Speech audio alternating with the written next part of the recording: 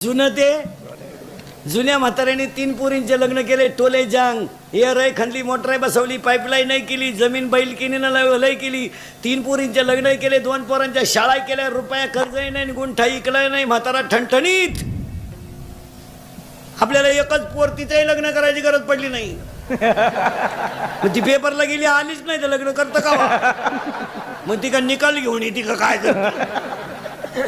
माणसं म्हणते आम्ही प्रगती केली. काय वांग केलं प्रगती? 58 वर्ष सरकार धुतलं, नोकरी केली. 58ला बंगल्याला कुदळी हल्ली, 60ला बंगला पुरा झाला, 62ला वास्तुशांती झाली, आणि 63ला याचं वर्ष श्राद्ध आलं, बंगल्यात झोपलाच नाही, तू बांधतो का आला? मग त्याच्या पोराने घराला नाव दिलं दादांची कृपा. दादा जिन्यातच मिळेल तर कृपा कशी होईल? अजून 70चं म्हातारा 45 वाचित आहे, 75चं म्हातारा दिंड. बाबा किती झाले?